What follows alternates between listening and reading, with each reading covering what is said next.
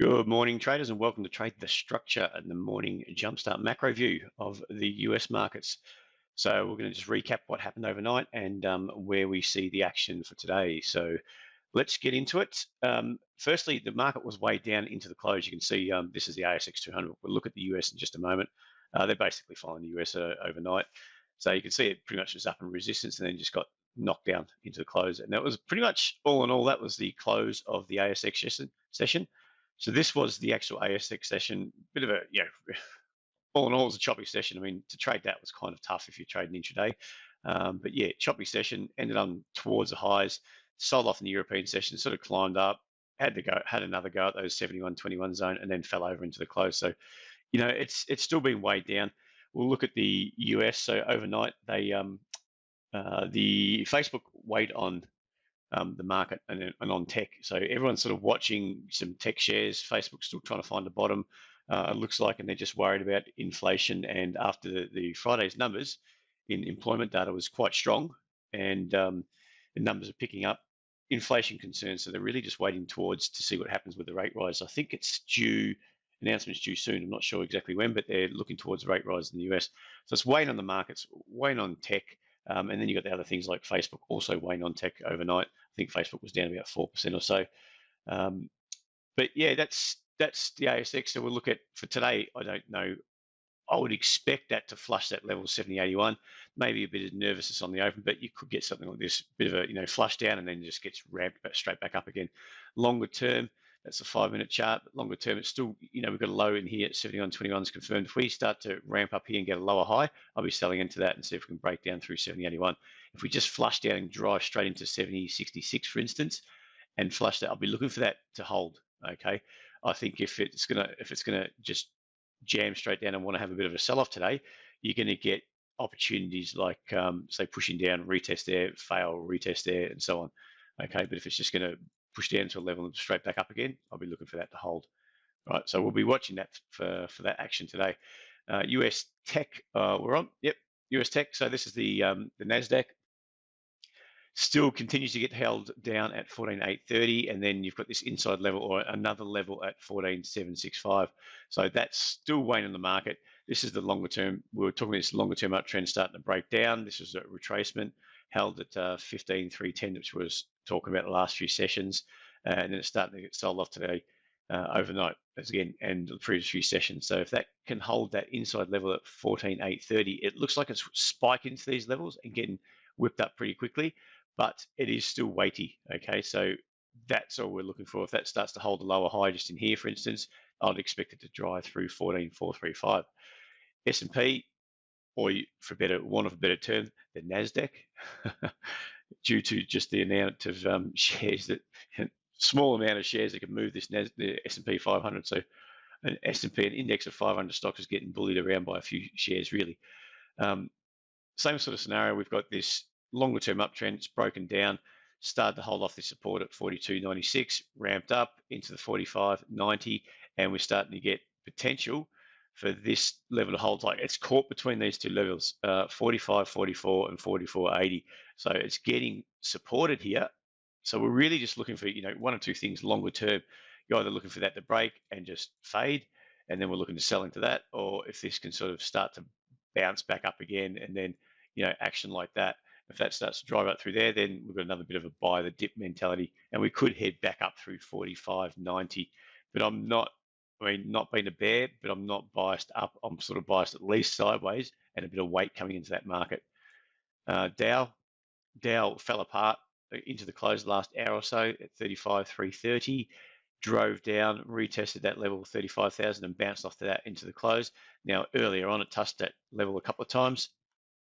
That was on the open, and then again at about 4:30, then just into the close. So it's been soaked up at 35,000. You can see that's holding higher lows, but it's also capped at 35,330. So if you just branch out a bit, for me, that's ideal if that holds a lower high. I mean, not ideal, but it could easily hold that as a lower high just in that 35,330. So it doesn't break, and we're looking for a key, this kind of action in the middle, that sort of pop up, hold, and then I expect it to drive down and through 34,810, which could cause a few issues.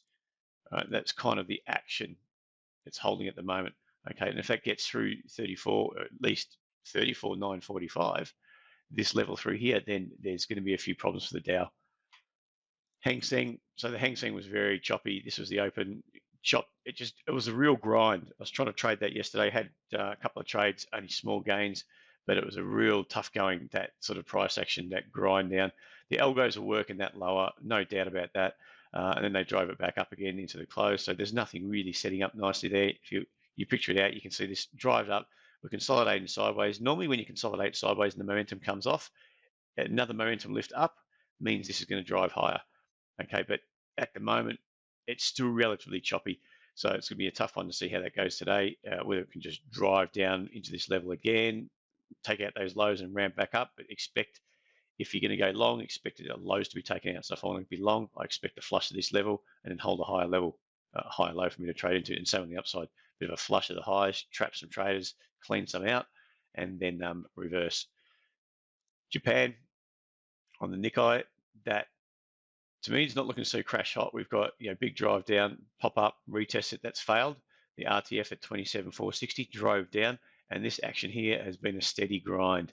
Okay, it's a grind up, but it's a steady grind. That's not conducive to a very strong, excitable market that wants to drive higher, especially that it's falling apart fairly quickly in a couple of candles. Bang, a couple of candles there, bang, a couple of candles here, bang, and then to make that back up, you can see the amount of candles it's putting in, the amount of time and effort it's putting in to get back up there, even take out those highs, took out the highs, flush, took out the highs, flush.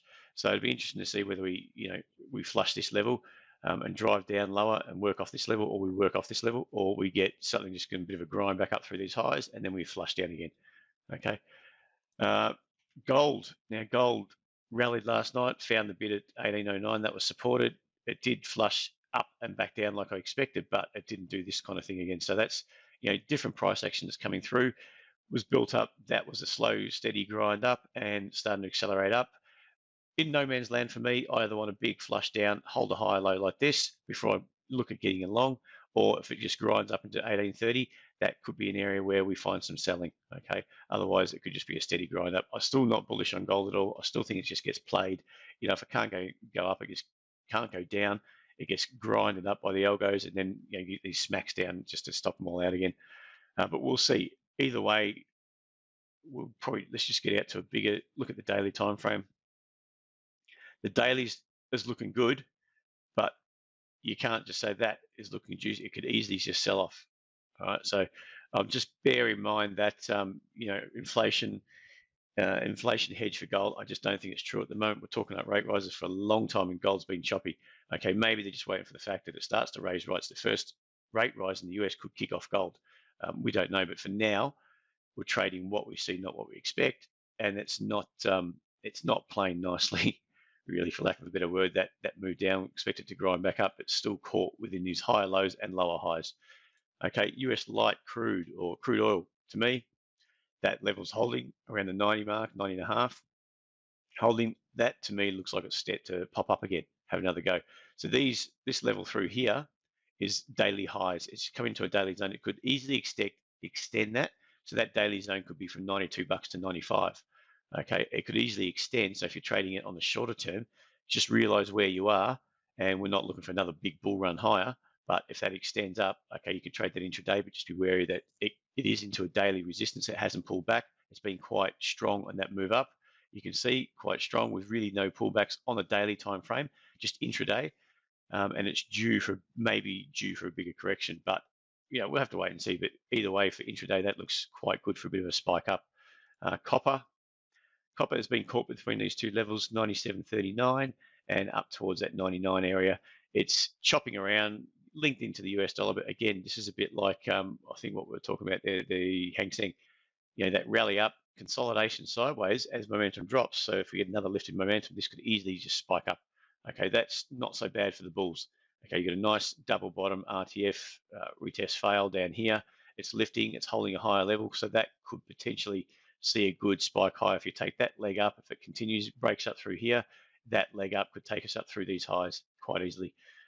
Okay, Aussie dollar, just a steady grind higher by the looks of things. US dollar edged lower last night, excuse me, and bond yields actually fell over a little bit, nothing much. It's just a short-term bonds. They were just grinding out, so the price has actually lifted a bit, meaning the bond yields are just come off, but nothing really to worry about. That's your short-term bonds. The 10 years and the 30 years were pretty steady, holding those lows, holding the recent lows. So that US dollar, probably just a bit of profit taking on some of the more recent short-term longs. But I think longer term, it's going to have a bit of a pop.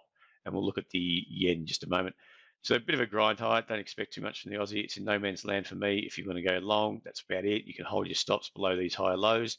Just be wary that it is extended. It may flush. Okay, if we start to take out these little anchor levels, you've got here, potentially just in here, and so on.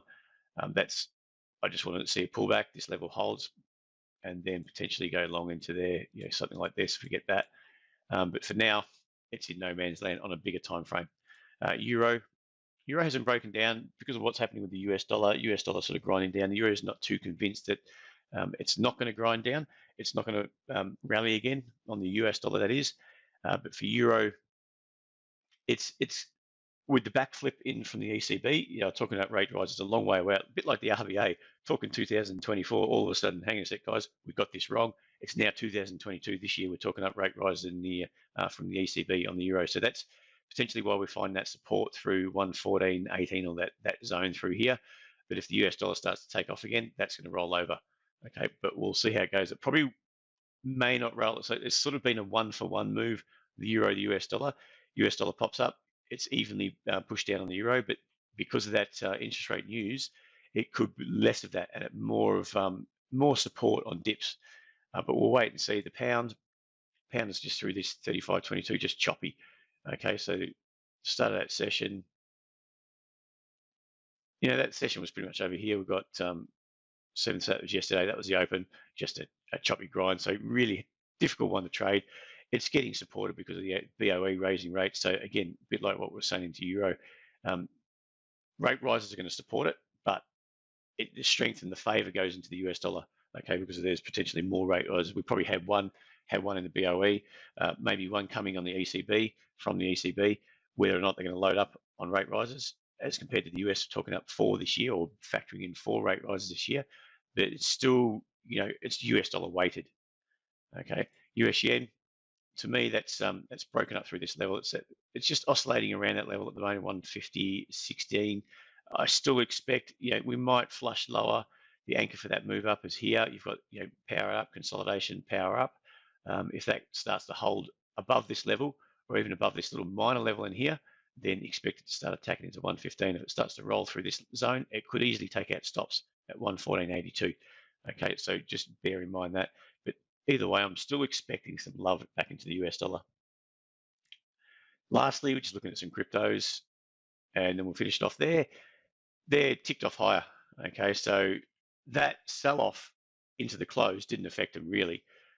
Into Bitcoin and Ethereum into the US. So the Dow, NASDAQ, and the S&P 500 rolled over into the close. Didn't really affect them. So it's a good little bull market. And you know that if you go and look on your Twitter feed, all of a sudden they're talking up all the Twitter bulls, or sorry, not the Twitter bulls, but their crypto bulls are talking up 100,000. They've been quiet for a while. They're all coming out of the woodwork again, talking up 100,000 by year end and all these sorts of, in my opinion, rubbish sort of analysis. It's not really analysis. It's just they're just punting, trying to buoy it or spruik crypto. But yeah, it is in an uptrend. I'm not looking to buy this unless we have a sort of pullback, maybe retest this level. Excuse me. Retest that level and start to grind back up to 45.80, or I'm looking to short up there. Okay, that's pretty much it at the moment. I don't think it is a steady uptrend, but it's extended. I don't like buying late into those uptrends because I think they've got the potential to really roll over hard and stop you out. And if you can get buy into here, get stopped out, have another nibble, get stopped out again. So that's it. And the ether's pretty much the same. All right, that's it from me, guys. Thanks for joining me. Hope you enjoyed that, and leave a like if you like what you hear. And remember to follow us on the website. Have a check out the website, and then anything else you want to chat about, feel free to email me to tradethestructure@gmail.com. Cheers, guys. Bye.